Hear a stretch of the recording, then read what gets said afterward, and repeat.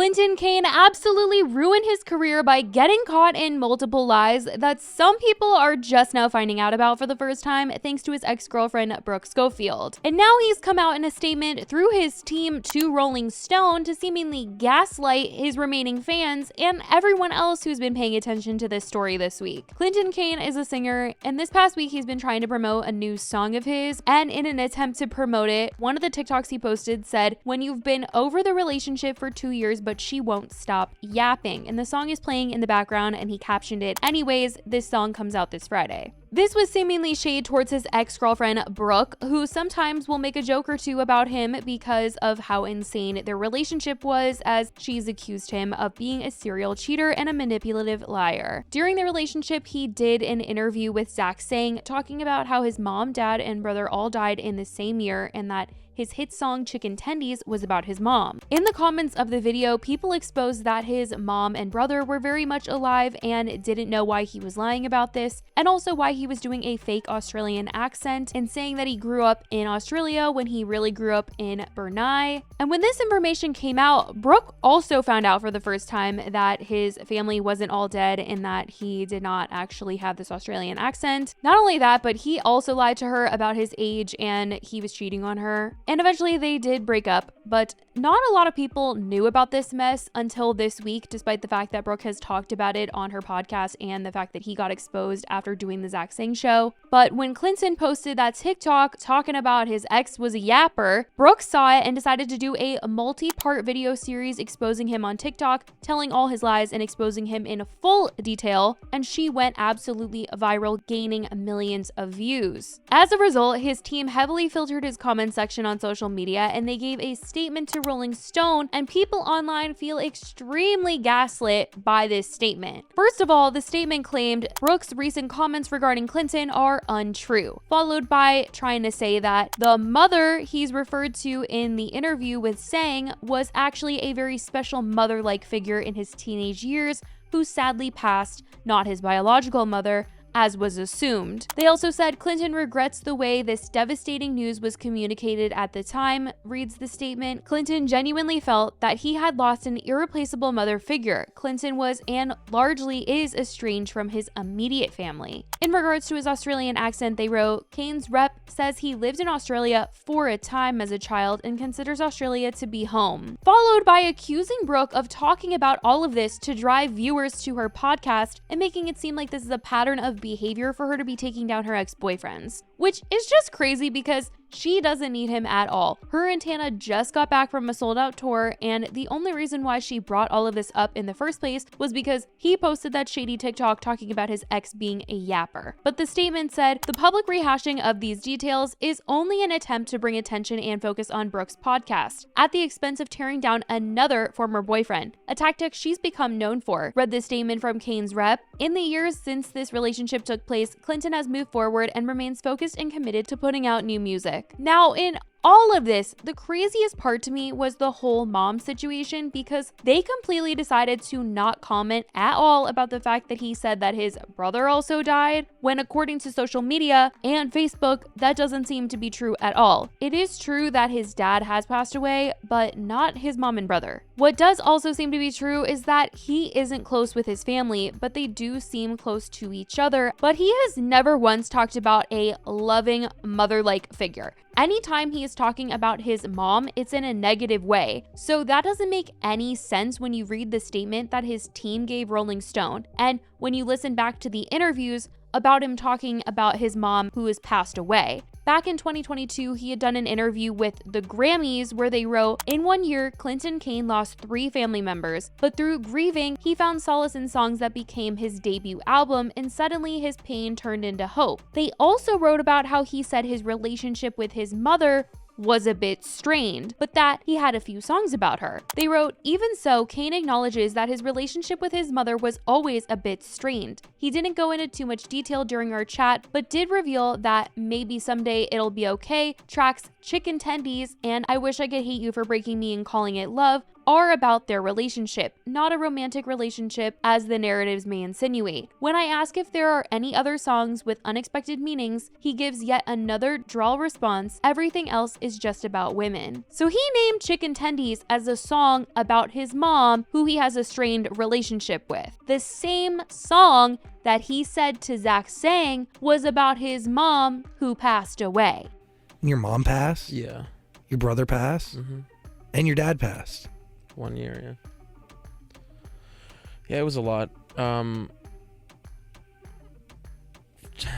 Chicken Tendies is actually about losing my mom.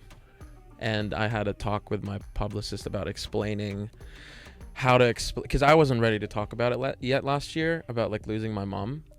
But she passed away like 2-3 weeks after the song came out, after Chicken Tendies came out. That's why like I had to take a break, and it was like a lot of stopping. Even though right now him and his team are trying to say, oh no, he has a strained relationship with his biological mother. The one that passed away was a loving mother figure. He had a great relationship with her. Like, you need to listen back to these interviews, because he is not saying very nice things about the woman he wrote Chicken Tendies about. But I think he forgot how much he's actually shared about his mother who passed, because not only did he say that Chicken Tendies was about her, but he also talked with Zach Sang about how she was a pastor. A part of Christianity in the church. Yes. Because your mom's a Pentecostal pastor. Mm-hmm. Was. Mm-hmm.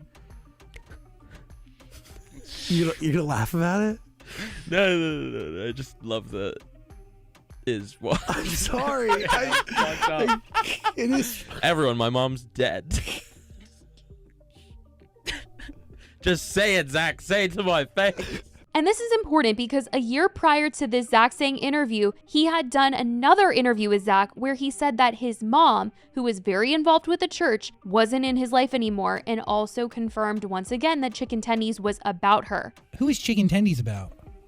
About my mom.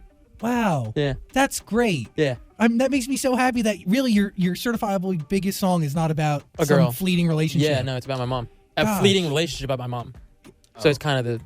Do you think we consider that a on and off, wishy-washy, not consistent relationship? Yeah. By who's... Is it your fault? Her fault? Her mutual? fault. Really? Her own thing, yeah. She's just like... She was a pastor. You know, every day she lived by like... Oh, like... Pray to God and everything, everywhere you have in life, and every negative thing, just leave on to God and blah, blah, blah. And she got like so engulfed in like following God that me and my two brothers, like... You can't talk to her. Yeah. When's the last time you talked to her? A year and a half ago? Does she know any of this is going on in your life? I think so, yeah. So to be clear, he said that his song Chicken Tendies is about his mom who died. He's also said that his song Chicken Tendies is about his mom, who was very involved in the church, and that they were not on good terms or speaking to each other. But since being exposed for lying, him and his team are like, oh no, like the woman he's been talking to, like they have a great relationship. Like, what are you talking about? No, they don't. The person that he's been talking about that died, he's not talking about them in a good light at all. So I think it's very clear that this mother-like figure just doesn't exist, since he has never once said anything positive about this woman. Whenever he talks about his mom, it's negative. But here he is trying to gaslight everyone, even though there's receipts all over the internet proving him to have lied about this. It's actually just so insane. This man really can't keep his lies straight, because after he did the Zach Sang show and someone tried to expose the fact that his mom is actually alive, he did post a statement on Instagram, which does sound very similar to what his team has told Rolling Stone, but just does not make sense with the context of other interviews. His statement said, "Dear family, I'm writing about something that's been on my mind, and my therapist feels I'm ready to talk about it, even though I don't have to or feel the need to, as this is an incredibly personal subject regarding my grief and my pain. It's effing disgusting how I have to sit here and write this down for me to explain to people who I don't need to explain anything to, as this is my life. I feel so sad, angry, frustrated, and effing bewildered at some people in my life, and even people outside of my life, who have assumed that they know me and my story. So much so that they have threatened me with some made-up gotcha moment and never let me process my grief from the last couple of years.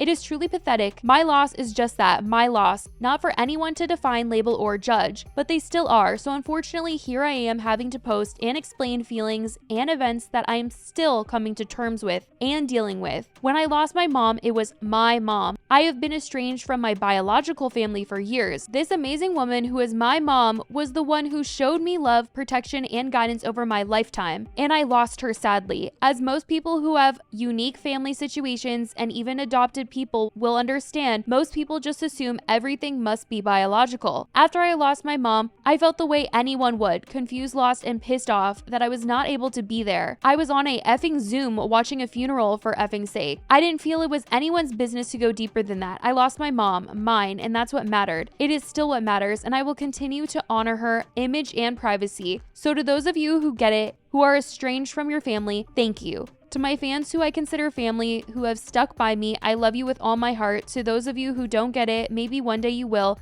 It isn't my responsibility or problem to make you understand something that I alone am going through, and for the record, I am not apologizing. I am expressing. There's just no defending all the information that is out there that very clearly does not back up any of the things that Clinton and his team are trying to say. Brooke has since put out a statement, and honestly, when I read it, I was just cracking up. People reported on it saying a rep for Brooke told people her response to the statement was, ha ha ha ha ha. She later ended up talking about her opinions more in a TikTok. Now, I want to talk about the part of the statement that really got my little feet kicking. Okay? It reads, the public rehashing of these details is only an attempt to bring attention and focus on Brooke's podcast at the expense of tearing down another former boyfriend, a tactic that she has become known for. But if they had done any research at all, they would know that the canceled podcast listeners have known this lore all along, okay? I brought this to my TikTok audience for one reason and one reason only, okay? It is because that man called me a yapper. I mean this in the most humble way possible, truly. Like, I really, truly do. Canceled amasses more listeners in one singular week than Clinton Kane has in an entire year. She also shared that this was a story Rolling Stone was already trying to work on prior to her even exposing him this past week on TikTok, and that she didn't want to be involved. This article was published in Rolling Stone. Okay, Rolling Stone, who actually reached out to me in 2023, all right? Several times. We were already publishing a story on Clinton, okay? It was already a thing. People knew about it, okay? Ultimately, I decided I wanted no involvement. As you can see here, I feared for his mental health, okay? I didn't want anything to do with that because I couldn't do it in good conscience. They even offered to let me do it anonymously, and I ghosted them, okay? So please, Clinton's publicist, if you exist and if you are listening, please help that man. I have nothing to gain. I'm embarrassing myself. That is what he has tried to do this week to save the situation. It is not going to be saved, that is for sure. But that is what he had to say. That is what Brooke had to say.